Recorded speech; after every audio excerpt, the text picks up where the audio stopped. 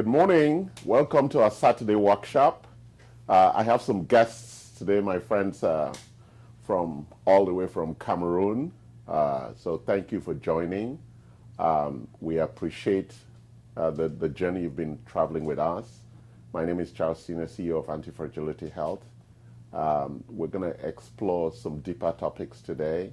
So bear with me. I'll try and go slowly. I've received complaints about the level of the technical words and the challenges that I present for people who are novices to the overall exploration of this knowledge about our health.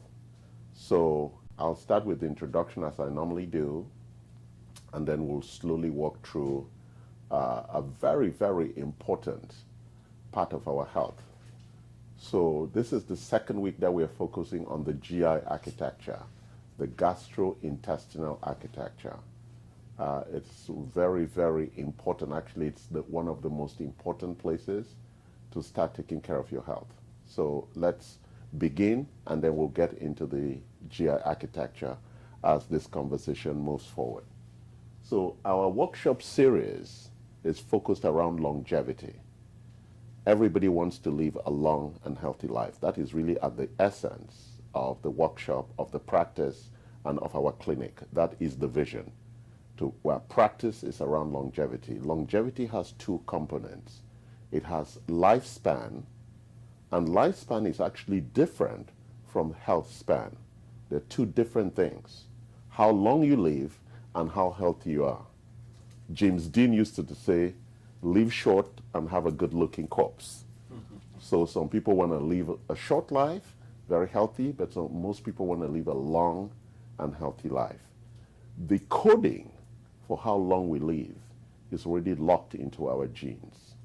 And therefore, the challenge about lifespan is really about slowing down or stopping the aging process. And that's where all of the research. There's some suggestion that you can reverse the clock, but right now the knowledge we have focuses on slowing down and potentially stopping the clock. That's lifespan. Health span is a different issue, and it's really driven by lifestyle. So let's get into that. It's important we understand those two factors, because a lot of people think that if you're healthy, you live long. They're two different things. So let's look at it. So the focus of our workshops is around three things. We look at lifestyle, and lifestyle makes what we call an epigenetic contribution. We came with certain genetic architecture, but our lifestyle has about a 60 to 70% influence on that genetic expression. And that is what really leads to disease or all the challenges that we face. So if you already inherited propensity or what we call a susceptibility to heart disease or to diabetes, and then you come and you start eating a lot of carbohydrate and sugar, that's an added impact of lifestyle on an already impaired genetic architecture. Therefore, for those people who already have that family history, it behoves them to actually be more careful about carbohydrate or sugar consumption. That's why diets are not for everybody. We all have different genetic architectures. Just because somebody eats a certain diet doesn't mean that's a good diet for you. So it's important that we understand lifestyle and the impact on genetic expression. And what is the impact on genetic expression? Because our lifestyle, which sometimes is expressed through nutrients, oxygen sensing, inflammation, and oxidative stress, impact the transition from DNA to RNA, which are the messengers for protein creation. And so if the proteins that come out are misshaped or deformed, then they create deformed outcomes in the heart, the lung, the pancreas, and all of that. And that's really at the core of disease. So that expression is actually impacted from lifestyle. It's really important that we get the core issues around that. That's why your lifestyle and the impact on epigenetics, which is the expression of your DNA, is at the core of health. It's really important we get that.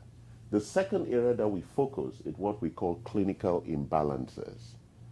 And these imbalances show up to us in the concept of signals. And we focus a lot on those signals because we can't go inside our body to find out what's going on. So it is important that we identify these signals and that we pay attention to them, because it's the signals that tells us we're doing well, not well, and therefore we can do the self-correction. The third area we need to focus is mindset, right? The body is influenced by the choices and possibilities that we make. So if you go shopping in the grocery shop, there are lots of things there. It's your choice where you buy, but whether you buy avocado or you buy Coke, it's your choice. And that choice is all in the present. It's in the context of the decisions that you make. And therefore, it behoves us that we are the owners of those decisions, and therefore the owners of our health, and therefore the owners of our overall longevity. So those three things are really critical in understanding how you're going to manage your health. So let's look at, we have been in this series, we are now at where we are looking at our gastrointestinal architecture as an identification in the concept of our clinical imbalances. It's one of the most important, but there are 10 clinical imbalances or signals that we measure to tell us overall health of of the individual health itself. So we start with cardiometabolic, which is the number one killer globally. The second one is stress. The third one is toxicity. The fourth one is circulation, the microcirculation or the microvascular circulation. The fifth one is pain, which is really a musculoskeletal expression. The sixth one is the GI architecture, which is what we're going to be talking about today, part 2. The next one is the immune architecture. I would say the immune is actually the second most important because it plays in accordance with the GI architecture. And the next one is hormones. Number 9 is energy. And number 10 is cognition. I just want to restate the immune system. I think the immune system is actually more important than the GI architecture because we do not exist without the immune system. Because the ecosystem within which we live, it's a very challenging one of pathogens, of bacteria and viruses. So without an immune system as the basis, I would not even breathe or take another breath because I would be destroyed immediately by all the pathogens and viruses that are in the environment. So our immune system is really number one. But the immune system, the GI architecture, is the conductor of the immune system. It is what addresses immune modulation and also promotes immune homeostasis, which is really critical for addressing overall health itself. So we'll go talk today, now walk into the detail of the GI architecture, part 2, and I'll repeat some things that I had addressed last time, but I'll go into more detail today. So there are 4 pillars of GI on the GI architecture. There are 4 critical pillars. One of our customers was telling me this morning that most Americans have constipation, and that's correct. It's one of the early signals that something is not right with your health. So let's look at the 4 big pillars of our GI architecture. The GI architecture is like the internal road that God built, right? Nose, mouth, runs all the way through, very, very complex here, where there's a lot of cancers, the colon, all of that, and then through pee and poo. That's the overall GI architecture, so you just understand. So number 1 pillar in the GI architecture is digestion and absorption. We eat so we can absorb nutrients. And that is the number 1 thing that fails. So that's the initial pillar. You eat and drink for digestion and absorption. What is digestion? It is the breaking down of the food or whatever you take into the components so that it can be absorbed. So lining the gut, the GI architecture, is a 1-cell lumen that facilitates that absorption. but the things have to be broken down into components that would allow the absorption, but also the excretion of the waste products that are coming out from cellular use. So digestion and absorption is really critical for that. The second area is the barrier function, and I just spoke about the barrier function. It's a one cell lining, very, very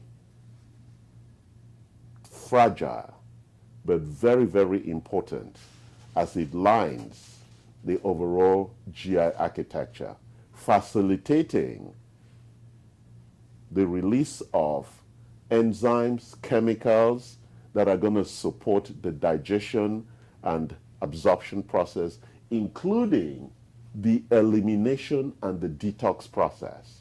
So this barrier function, it's really the conductor, or it is the border wall with security on both sides, asking for passports, who's going to come in, who's going to go out, and it's all synchronized. And therefore, if your border wall is porous, which we'll talk about, we call leaky gut, right? That's the kind of border we have in the southern border. If you have that as your digestive architecture, there's porosity, or it's permeable to things that should not be going across, leads to significant health challenges.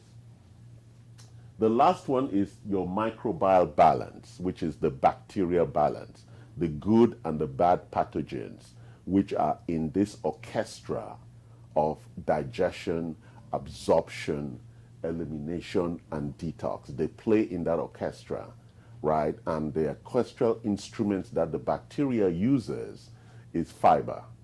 And that's why fibers are really critical as part of our digestive overall health, because that's what the bacteria feeds on, so that it can play in the music of digestion, absorption, and elimination and detox. So if you look at it, these are the two critical things that need to happen, and these are the two things that need to be in balance. The barrier function and the microbial needs to have integrity so that they can do digestion, absorption, elimination, and detox, right? That's why most people have problems pooing, right? Or the pee is too concentrated, right? Issues there, and then we go back there. So these four pillars, let's explore, because people say, give me one solution to fix it. Let's look how we arrive with dysfunction in this pillar. Number one is stress. If you stress, it impacts, because the bacteria in the gut can sense that we're stressed, and therefore it pushes our satiety towards foods that will give us comfort, which are actually destructive to us. So stress is a very challenging issue to the GI architecture. Second is diet. If you eat foods that are not good for you based on your overall epigenetic inheritance, then it results in significant challenges. Medication. That's why medications are very dangerous to the gut system, especially antibiotics and things like that. Destroy the bacterial balance and also the gut lining, and therefore disturb these two critical processes. Dysbiosis, which is the result of having too much bad bacteria and less of the good bacteria, which is part of the aging process. As we grow older, that balance is shifted. And let's not forget, children who are born through cesarean already come with dysbiosis. They already come with a disturbed balance of the good and the bad bacteria, because as children come out through the vaginal tract, they absorbed the right bacterial balance that inhabits their guts. So if you were born cesarean, you're always going to have problems with dysbiosis, and therefore supplementing with the right probiotics is going to be very critical. Food allergies, stomach acidity, right? Hydrochloric acid is critical in the initial early phases as food descends into the stomach for breaking down the complex foods. And therefore, if you don't have the right acidity at that level, it causes a lot of issues with gut and all that we'll talk about. Pancreatic insufficiency, right? The pancreas produces the pancreatic enzymes, the lipases, the proteases, and all the other things that break down proteins, carbohydrates, and fats. So if the pancreas is not producing enough of that, then there is the insufficiency issue. Same thing with the bile insufficiency that's produced by the liver and stored in the bile gut, the bladder. If the bile is not enough for intestinal support of absorption and digestion, then you have complications. Then we have the big issue called leaky gut, right? If you already have damage to the gut lining. And finally, toxicity, the toxic burden. So these 10 things, crazy, affect our GI architecture. So when we look at Western medicine will say this is the prescription to fix your gut. There is no prescription that can fix these 10 things. That's why the medicine that we practice, it's one about lifestyle. We want to look at the individual because a combination of these things provide different interventions and solutions for that individual. It could be stress and toxicity. It could be just leaky gut. It could be just bile insufficiency and pancreatic insufficiency. And some of those could be genetic. It could be stomach acidity. It could be medication. It could be dysbiosis. So it's a lot of different things. And we're going to look, when we look at testing, where that allows us specifically sometimes to pinpoint and therefore then supplement appropriately. So let's look at strategies on how you rebuild those pillars.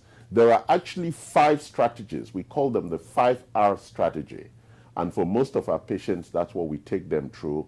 And it's comprehensive, and it is actually takes about 2 years to fully rebuild your gut. It's a very long and sustaining journey, especially repairing leaky gut, which is the barrier function issue, and rebuilding the microbial balance. It takes a very long time because they're very sensitive to trying to change that population. So slowly you keep introducing probiotics and prebiotics, and then gradually you begin to change that balance. They're very sensitive to that balance, right? It's like power. The bad boys don't want to give up power. So you have to slowly educate them that symbiosis is better than dysbiosis. So, and it's a training of the bacteria, and it takes about a year to get to achieve that homeostasis or symbiosis in the bacterial population. So the removal and a process is a very critical process. So we also do what we call replace, right? Because we want to change the foods so that we will have better digestion and better absorption. That's why in the old country we did a lot of soups. In Africa we grind a lot of ingredients because when things are liquid, the body absorbs them much better than when they're solids. And so the grinding process helps, but sometimes the grinding process also removes the fiber or reduces the fiber architecture, which the body also needs. So it is important that as you're replacing and building a new diet, that you understand which parts of it are critical and necessary. There's the reestablishment of bacteria, which I've spoken about.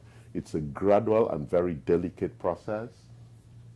There is the process of rebalancing the gut-brain. We now know from research that most of schizophrenia, depression, and all the cognitive issues actually arise from gut dysfunction, with bacteria and toxins escaping into the bloodstream, and viruses can actually go through the blood-brain barrier. And therefore, if you have a leaky gut and viruses and toxins go into the bloodstream and go to the brain, they are going to go through the blood-brain barrier and affect the brain architecture.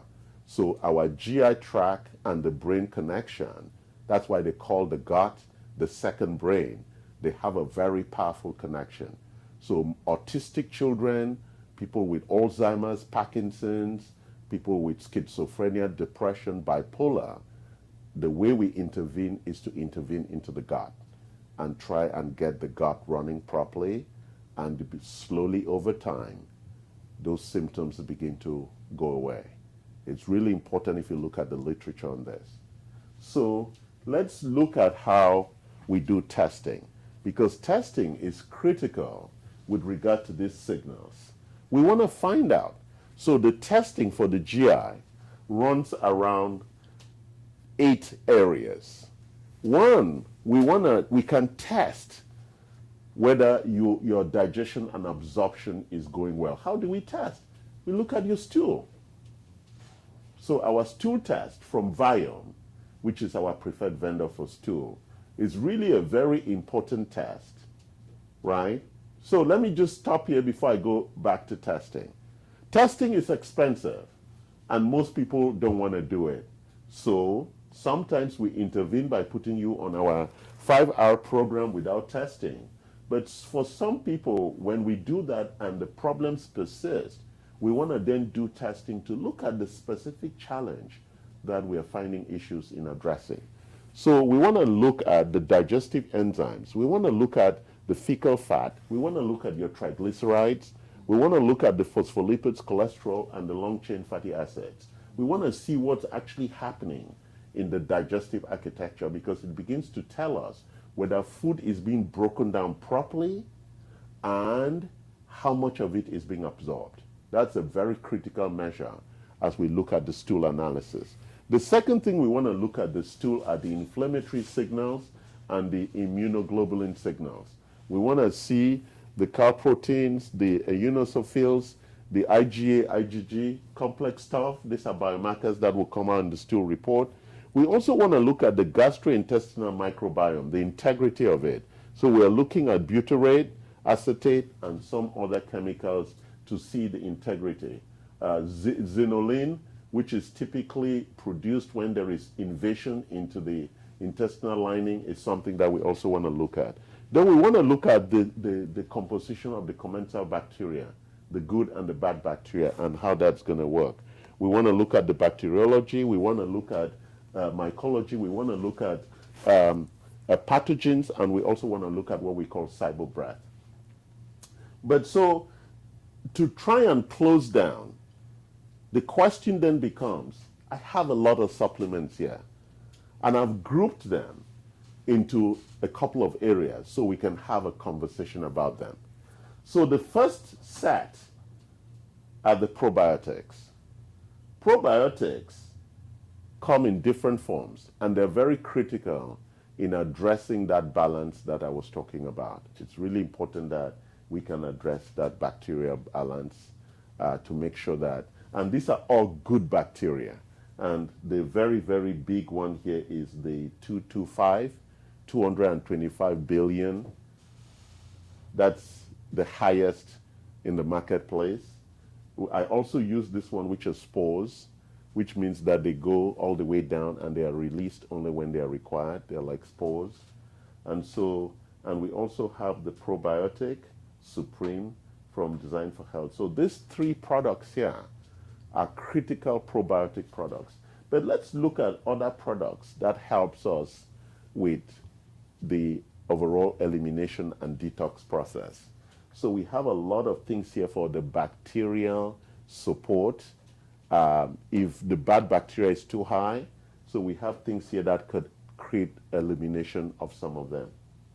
If we're going to repair the gut, we have what we call the GI permeability support, GI revive, right? The permeability issue, which is the barrier function integrity, and that helps with that. And then we have a very, very important product here, which is called the Ultra GI Replenish. It's one of our most popular products. Actually, this and that are our most popular products for gut rebalancing. And it says here that it's support for the management of compromised gut function. with digestive disorders, including malabsorption. This powder contains about 25 amino acids that are really critical in rebuilding and replenishing the gut function. That's why it's called an ultra GI replenishing and rebuilding the gut function. We have some other supplements here that are used critically. Let's look at this in the middle here. These are the digestive enzymes. I take them. As you grow older, you need digestive enzymes to support in the breakdown of food for digestion. Here we also have what we call spectrozyme. Spectrozyme is when you eat things that contain gluten, because one of the challenges with leaky gut, right, is when gluten gets to the stomach, to the intestinal wall linings. Gluten, most of us are not gluten friendly, and it tends to break that barrier. So this digestive enzyme breaks down gluten when we eat pasta or bread or the things that contain gluten, so that we can digest and absorb them properly. So our digestive enzymes are critical. We then have things here that support the liver. Why is the liver critical? We heard the liver was critical for bile and also for detox. So it's a critical that we support it with really phytonutrients that are critical, that can help build and address. And then over here, we have things that support the liver for detox. Critical things that support the liver for detox, really important things. So I have walked through, and we have arrived finally at the end of our GI architecture discussion. The GI architecture, as I said, with the immune system, I would say are like the two most important biological systems that God created to support our body. One of them gives us nutrients, and the other ones support and defends us against attack. So before I close, I want to check with people in my audience whether you have any questions. Yes, I do have some questions. And first of all, I want to... Hold on. Did we also have any questions online? All right. Go ahead, Paul. Yeah, I want to first of all say that this is really very profound. This is deep. I've learned a lot of things. Yeah, so the first thing that I want to ask as a nurse is, what about you? We learn about peristaltic movement, you know, the movement to push food down, yeah, so that you can pull. Yeah, I have supplements to support that, because a lot of people lose the peristaltic support movement, and we have what we call here Motility Pro. And this product actually helps support that gradual strengthening and relaxation that pushes food down the GI tract. Yes, so that's what Motility Pro do. A lot of people lose that capacity as they grow older. And that's why even as you have patients in the hospital, you tend to give them something so that they can expel. Yes. Yes. So, but is this peristaltic movement? It is not a conscious movement. It is it's by control in the parasympathetic nervous system. Okay, yeah, so just like breathing. Yeah, just like breathing. Yeah. So they are parasympathetic nervous systems. Are there certain conditions generated from our nervous system that can really... So two things. You're right. Two things. One is genetic. You could have inherited a defect in that architecture, right? And that, don't forget that peristaltic thing is like, I told you, the harmony of the music that the conductors are creating in the GI tract. So that the bacteria creates music, and everybody is responsible for that music. And all of that is from the parasympathetic system. And then that music starts to create the ripples as food is going down. Right. It creates that ripple. So I notice that every night when I take my my fiber and all my vegetable sets in a drink, by 5, 6, 7 a.m. in the morning, I am expelling a number 4 poo. You understand? So it means that there is some conductor that's conducting the whole system to make sure that it pushes food. That's why most people suffer from constipation, Yeah. right? Something has gone wrong with that whole that peristaltic movement. Okay, so then if we take specifically like disease conditions like anorexia, Yeah, see, which that's a brain is disease brain disease, that because that's a brain deficiency. it's a brain deficiency that ends up by making us like we don't even want to eat, or that kind, and it leads to Well, thank you for opening that up because we go back to here. Don't forget that the mind is driven by programming. That's why they program us with a lot of the things in the news. And it makes us then behave certain ways. So you notice that anorexia does not exist in cultures where there is no focus on the body's shape. Remember that in Bamising, Bamum, and all those places where they fatten the women before marriage, nobody suffers from anorexia. yes, So anorexia is a mindset challenge in Western culture where being thin is a very important outcome, and therefore it's a mindset disease. exactly. And in cultures where people who have large stomach are rich people, we don't worry about not having nice. They just die early and leave the money for their children. Right. Right. Okay, what else? Any other? But good observations, Paul. Right, thanks. Anything else? Yes, So any feedback, Stella? I'm pretty happy with the presentation. Thank you. More or less covered everything that one normally worry about. Exactly, exactly. Well, thank you for joining us today, and thanks, Paul, for the questions. And thank you for joining. Like us, love us on YouTube, on Facebook. Please do share it. I don't insist that you buy my supplements. I insist that you get knowledge so that you can take action, so you don't suffer from the challenges that are presented in the GI architecture. So